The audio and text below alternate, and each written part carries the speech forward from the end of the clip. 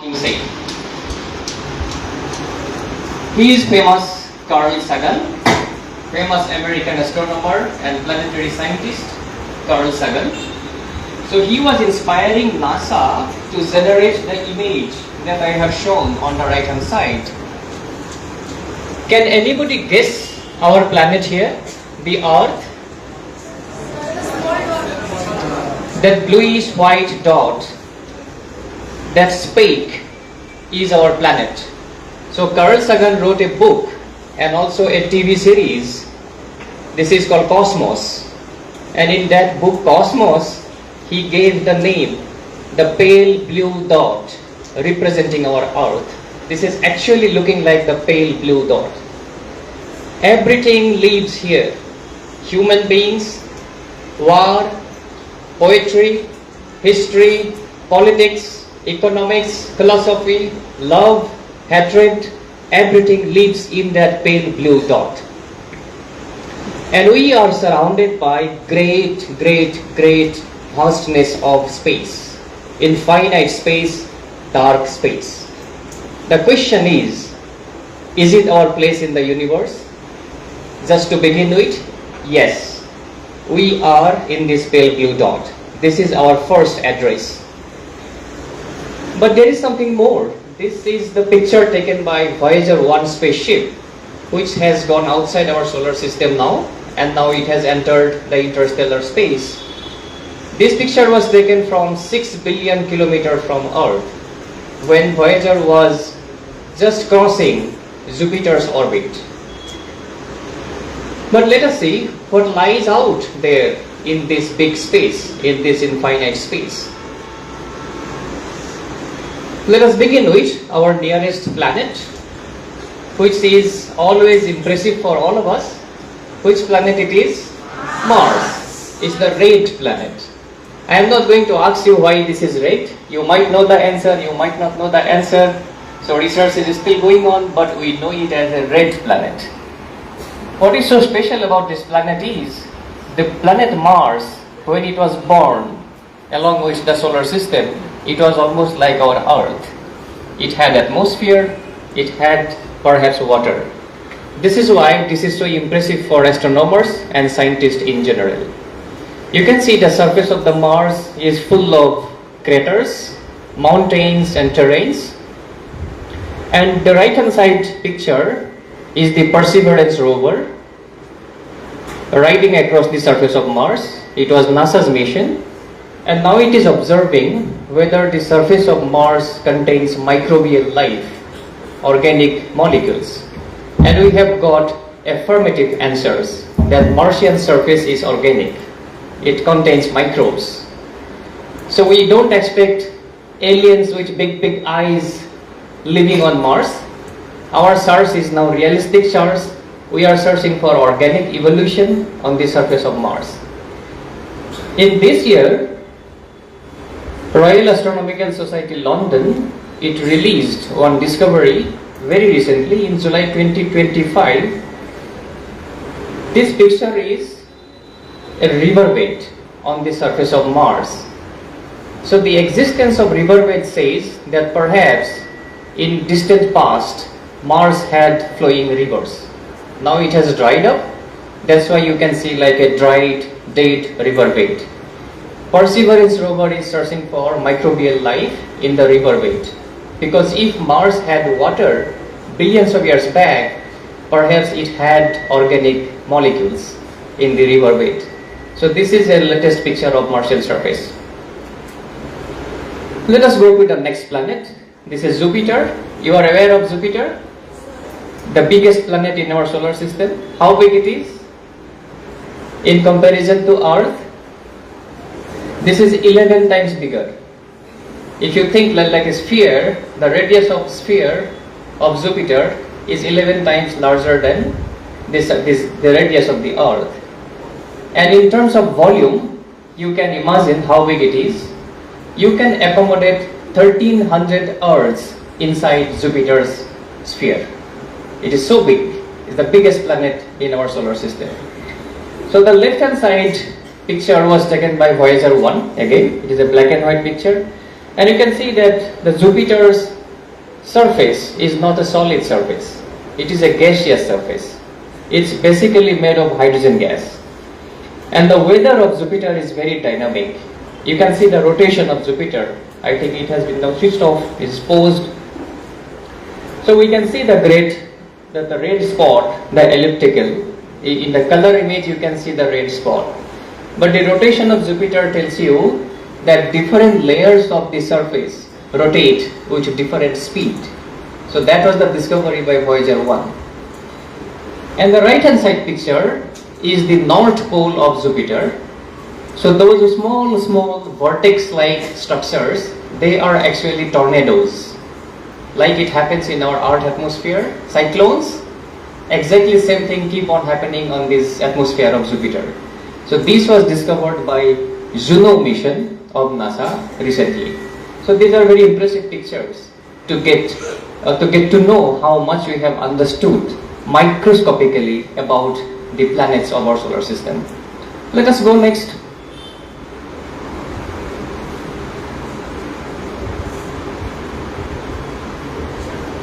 The left hand side is another blue dot.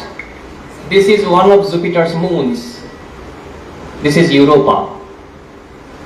How many moons do you know for Jupiter? Sorry? It's now 95. According to latest data of International Astronomical Union, 95 moons of Jupiter have been recognized. And Io is one, the next is Europa, then Ganymede and Callisto. These four moons were discovered by Italian scientist Galileo in 1609. So why Europa is so special? That there is ice. If you see the right hand side image, that was also Voyager 1 and Galileo's spaceship. It is ice covered, water ice. And the subsurface region, if you go to the interior of Europa, there is supposed to be great ocean inside. Because if the surface is made of ice, the interior of the moon is definitely very hot. Like our Earth, the Earth surface is cooler, but the center of Earth is hotter. So you get those molten magma that comes out in volcano. So the interior of Earth is basically molten, it's a liquid. Similarly, in Europa's case, the surface is solid ice, but inside we expect there is an ocean lying there. And according to scientists, the volume of the ocean of Europa is almost 1.5 times larger than Pacific Ocean. So Europa is full of water. That's why we expect that perhaps there is organic substances are out there, possibly some microbial life. This is why Europa is important for astronomers. And the left hand side picture has been taken by the recent James Webb Space Telescope. I am sure you have heard about JWST. It has been observing the universe in microscopic details. So your career in future will lie with JWST. When we were young, our career was based on Hubble Space Telescope. You are the next generation kids. If you do astronomy, your career will be based on JWST, the next gen telescope. Let us move forward. This disk that you are seeing, this is the ring of Saturn. Today, those who are visiting the observatory, I hope you will be able to see the ring of Saturn with telescope. So this is the ring of Saturn that you see as a white disk. You are not seeing the full planet. I am showing you one of the moons of Saturn. The moon is Enceladus. And I am going to inform you that Saturn has 275 moons. It is the king of moons in the solar system. 275 has been recognized. And Enceladus is one of the moons which has water vapor in the atmosphere. And you can see those small water vapors coming out on the right hand side. That is the it is Enceladus rotating on its own axis. And you can see some geysers kind of thing coming out. The white geysers, they are actually water vapor. right? And the existence of water vapor on the surface of Enceladus was ensured by Cassini-Huygens spaceship that has been sent to Saturn long back, and it has captured a lot of impressive pictures of the atmosphere of Saturn and its moon Enceladus. So this is one discovery by astronomers, that Enceladus also contains water vapor.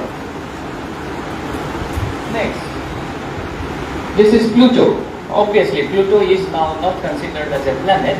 We call it as a dwarf planet. But there is a discovery by New Horizons spaceship that Pluto is also made of ice and terrains. Like we have terrains in Earth, similarly Pluto also has terrains. But it is a very small dwarf planet. The significant discovery is it contains ice. But this is not water ice. Water ice is, as you know, those who studied chemistry, H2O. It has 2 hydrogen atoms and 1 oxygen atom. That is the ice that we know here. In case of Pluto, the ice is methane ice. This is CH4. It has 1 carbon atom and 4 hydrogen atoms bound together. And methane contains carbon, and all of us know that carbon is known as organic atom. Because all organic molecules that we know, like DNA, RNA, protein, it contains carbon. So whenever we find carbon, or wherever we find carbon in the universe, we become very happy. That means the environment is lively. It may contain microbial lives. So there are possibilities that perhaps different locations of our solar system are filled with microbial lives. This has been possible because of these robotic missions, right? This is as far as the solar system is concerned. Alpha Centauri. And Alpha Centauri is a double star. We call binary star. Like Earth and Moon, it is a binary system.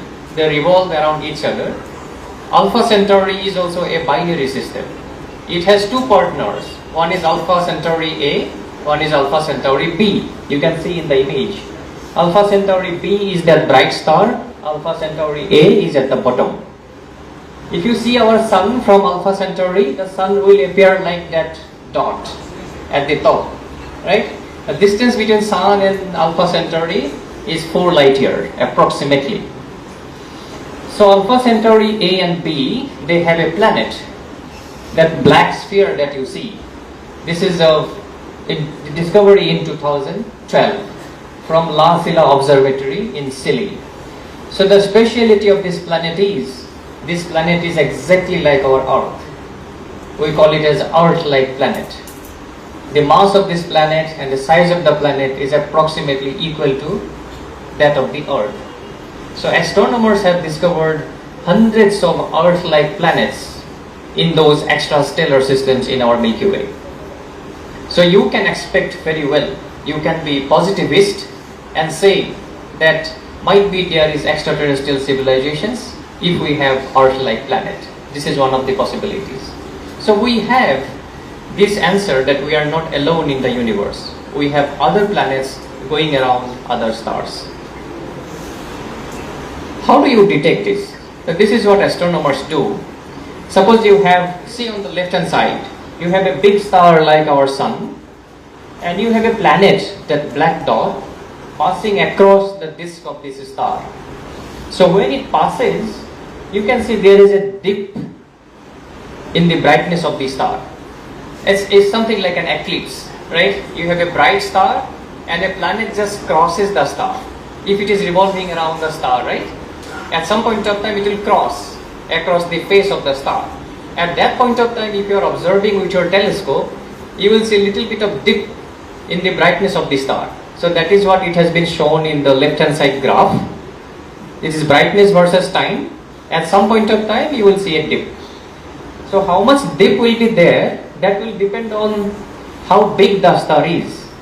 So if the planet crosses across a small star, then the dip will be larger, right?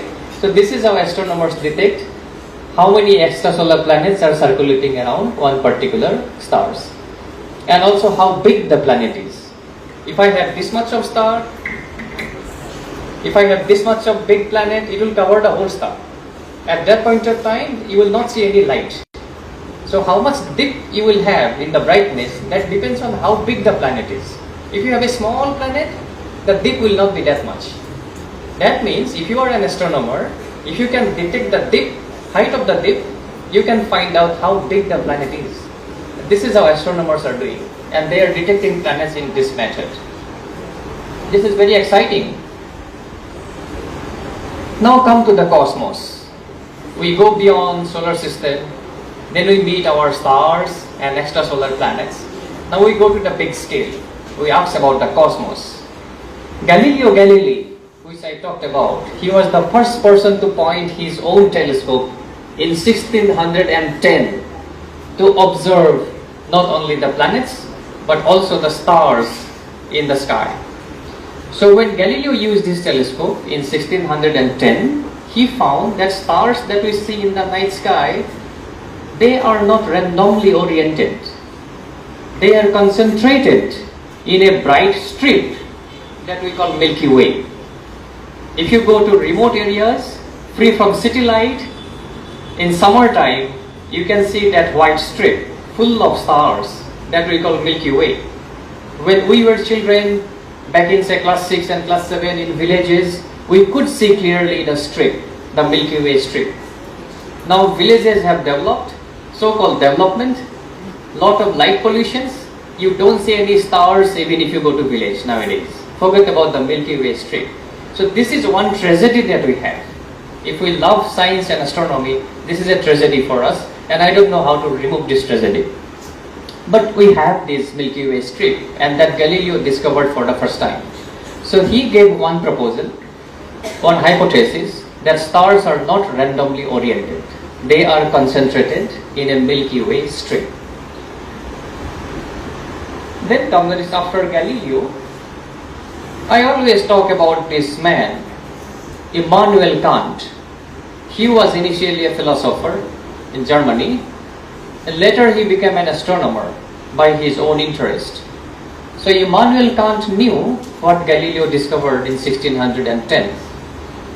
And around 1781, Immanuel Kant simply proposed that stars in the Milky Way, they rotate in a plane kind of structure. And this is the structure that you are seeing. This is how our Milky Way looks like. This is the structure of our own Milky Way galaxy. So the strip that we see in the night sky, which you call Milky Way, is actually one very, very tiny segment of a big galaxy known as Milky Way. Right? And the location of the sun, you can see, it is written SUN. So our home is there. The location where it is written SUN, the sun. Our home is there. Our solar system is there. So distance between sun and the center of the galaxy, it is something like 27,000 light year. 27,000 light year. We know light year. Light year is the distance traveled by a light ray in 1 year in free space. So 27,000 light year means light takes 27,000 years in arriving from center of our galaxy to our Earth. So see our position in the Milky Way galaxy. It's very important. And you can see the beautiful arms are coming out from the center of the galaxy in the form of spirals. So we call our Milky Way galaxy as a spiral galaxy because the arms are looking like spirals. And we live in one of these spiral arms. The name of the arm is Orion. We live in which arm? Orion arm. There are several arms. Perseus arm, then Centaurus arm, Scutus arm. There are several spiral arms. The arms which we see in the night sky, majority of these Milky Way strip belongs to Orion arm. Right? And you just see the stars there. The stars that we see in the night sky, mostly they are close to the Orion arm. So this is the structure of our Milky Way. And the stars are rotating in spiral arm that was proposed by Immanuel Kant. That is why Kant is very famous. In addition to being a philosopher, he is a great astronomer. So there are galaxies outside our galaxy also.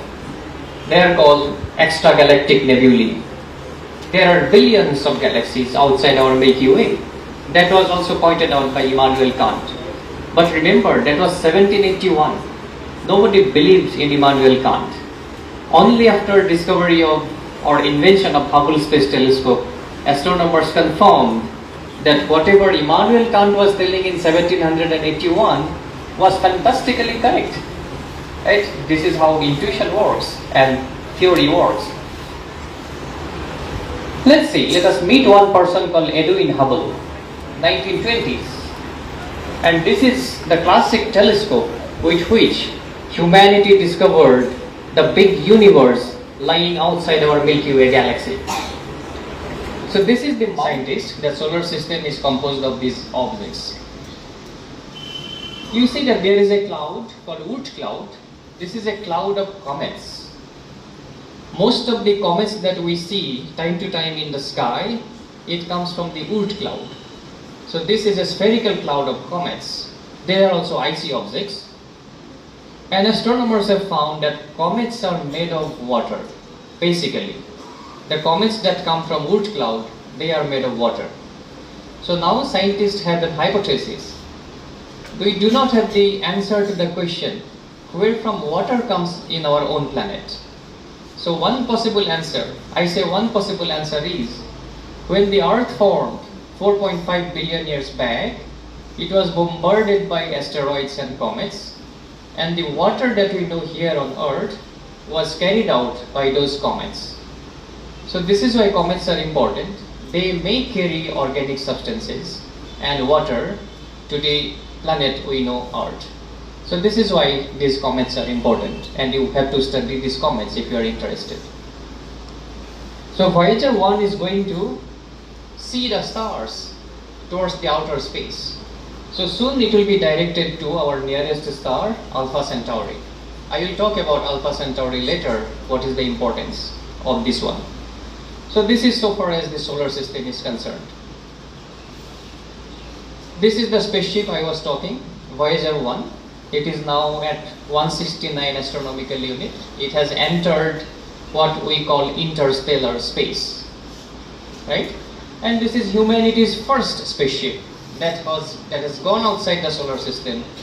And the scientists, including Carl Sagan, have sent some important messages regarding nature of life in Earth in this spaceship.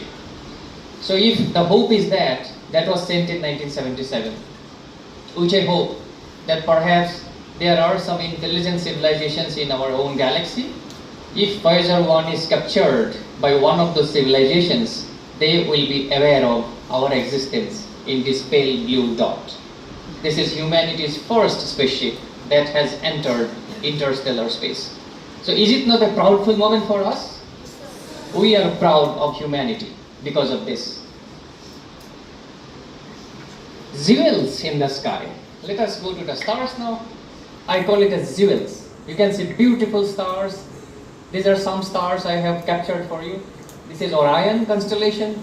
There is a red star. The other stars are blue, very bright, and on the background you can see the whole universe. Right? These are called jewels. They are nothing but stars. We are very much unfortunate nowadays. Those who are city bound, we can't see stars because of the light pollution. Right? But we have stars, very, very bright stars. Sky is full of stars. These are jewels, but actually what are they? Stars are born. They have their lives. Like we are born, stars are also born. So this is another picture taken by James Webb Space Telescope. And this cloud that you are seeing, this is a cloud of stars we call nebula. That is called, in astronomy we call interstellar nebula. So this is basically made of hydrogen gas and some dust, star-forming dust or star-forming gas. When gravitational force collects materials because of the attraction, big clouds of hydrogen come close to each other and they take a spherical shape. And in the interior of the cloud, we get heat because of nuclear energy, and the cloud shines. So then we call star is born. So this is what is a star formation process, and star forms in interstellar hydrogen cloud. Orion cloud is one of the famous hydrogen cloud in our Milky Way galaxy, where thousands of stars are continuously being formed by gravitational contraction and heating. So this is the picture taken by James Webb Space Telescope. You can see beautiful clouds where from stars form. You can see the newly born stars, those baby stars. This is the star formation process. And stars, once it form, they live for at least 5 billion years. Some stars live for 10 billion years. Some stars even live for 13 to 5 to 15 billion years, depending on the weight of the star. So this is in detail astrophysics. I am not going to explain. So stars have their different lives. Our sun's present lifetime is 5 billion years. Another 5 billion years sun is going to survive. Total age of the sun is 5 plus 5, 10 billion years. That is the life span of sun.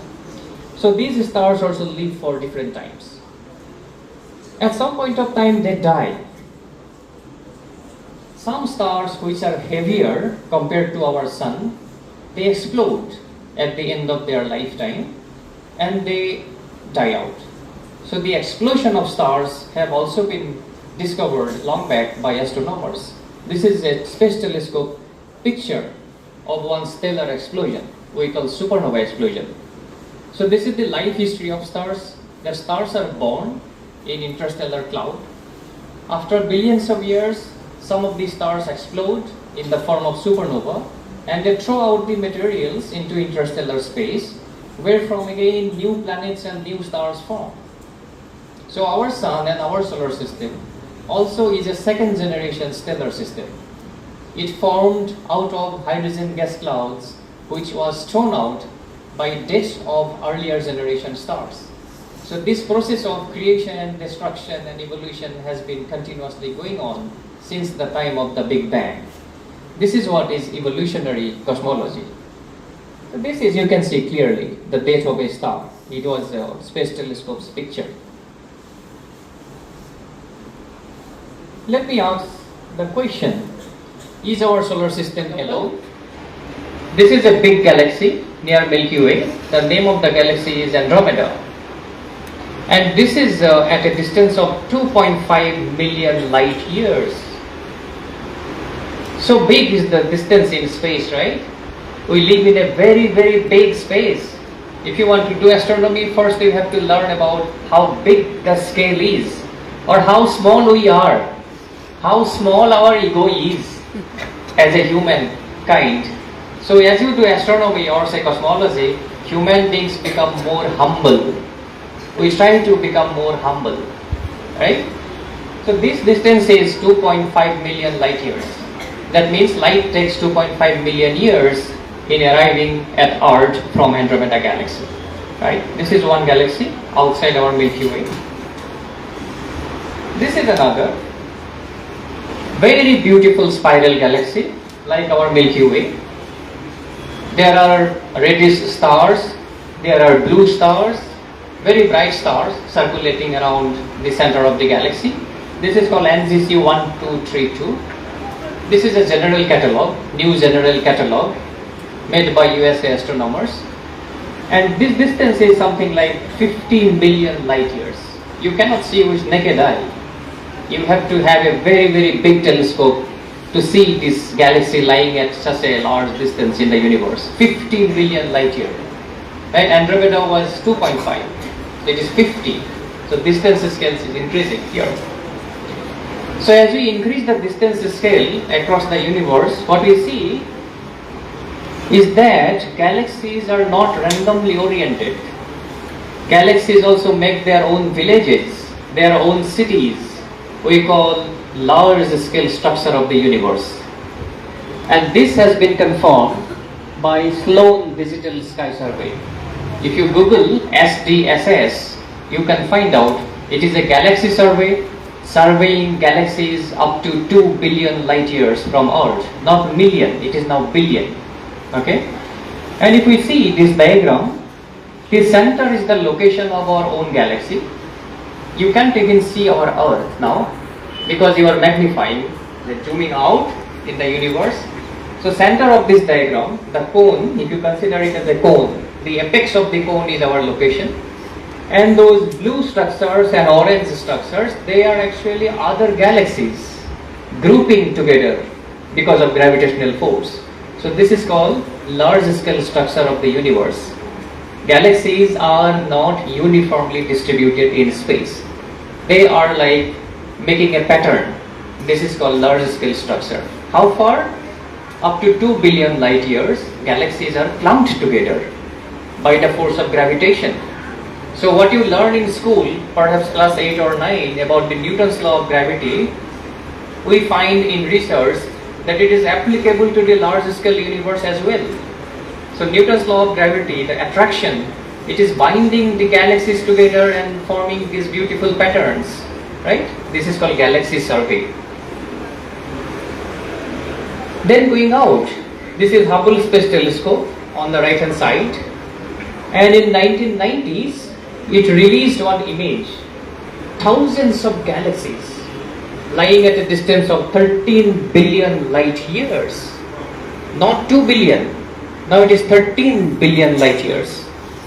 These were the ancient galaxies that they formed immediately after the Big Bang. So we are looking into the past history of the universe when we discover galaxies lying at a distance of 13 billion light years, right? This was a famous discovery by Hubble Space Telescope. Thousands of galaxies, different types of galaxies, different colors, different stellar nurseries you can see there.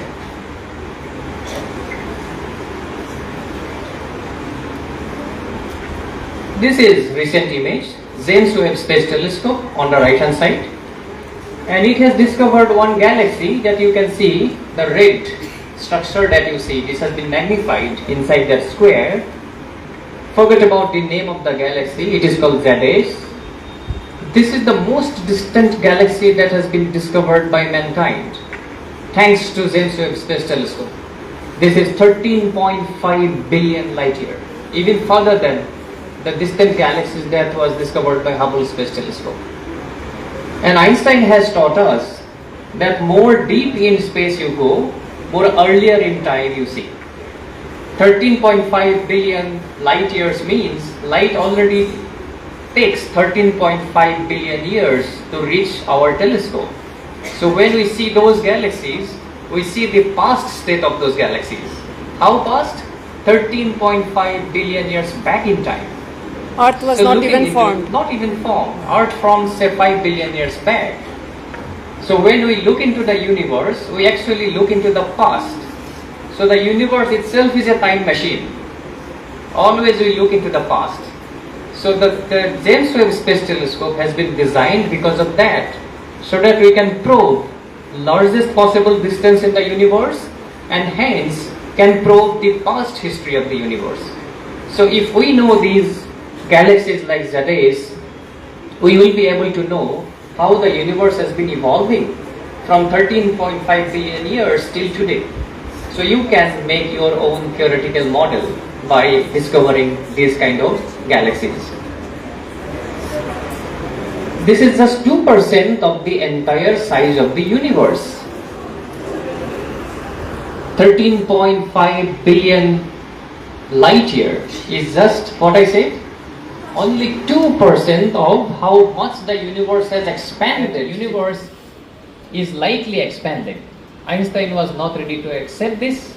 He believed in a static universe, but De Sitter was the first man, the first mathematician who said Einstein, no, the universe, the space that we know, it has a natural tendency to expand. So this is known as Einstein-De Sitter cosmological model. They were discussing about that model by working on something in a blackboard. The great scientific discoveries come from pen, paper and blackboard, perhaps not from the smartphone. Take care of that. Next, this is the real picture in Caltech.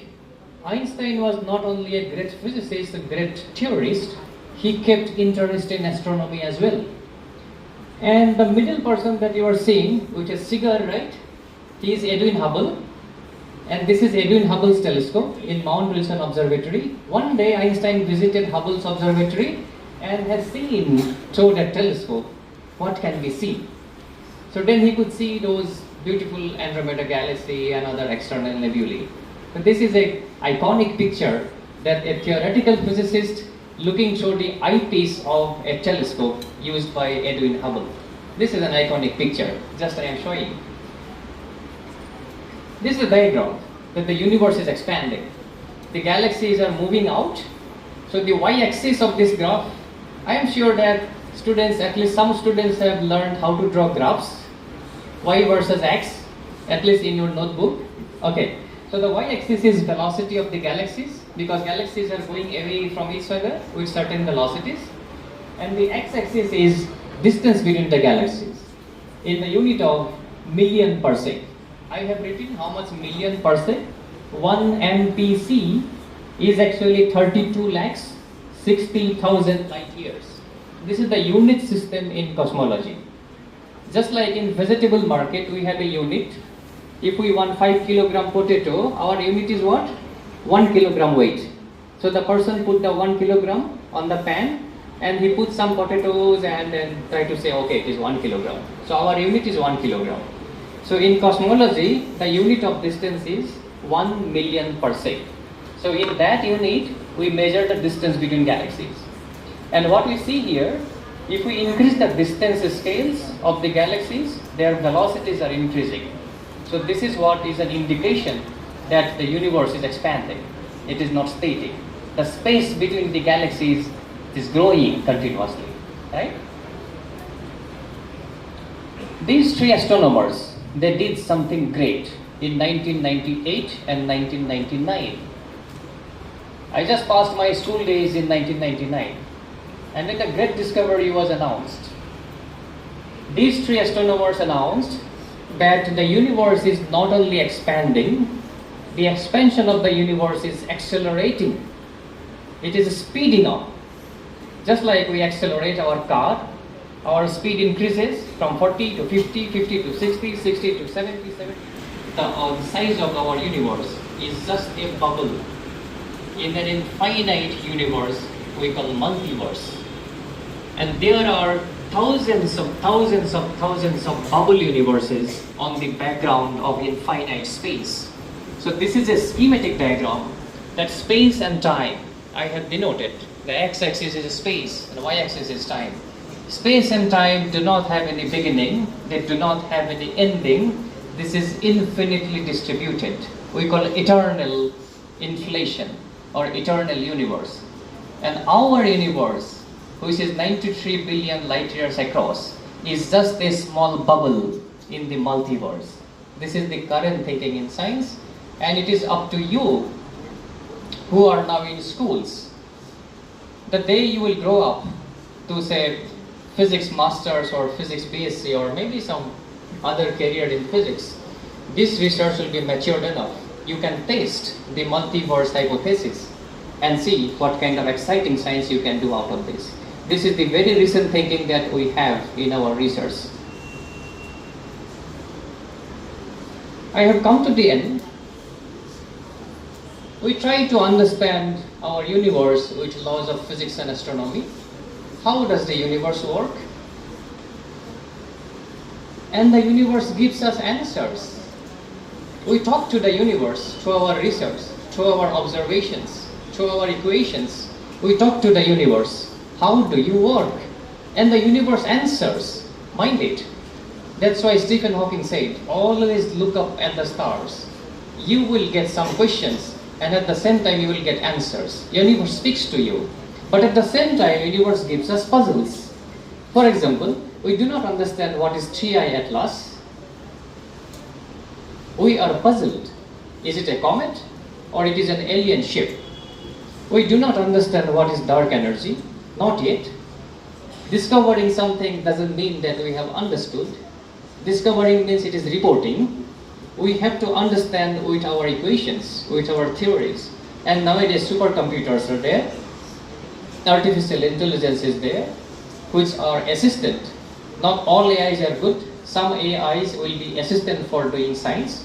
you have to adopt to good AIs which can help you in scientific research.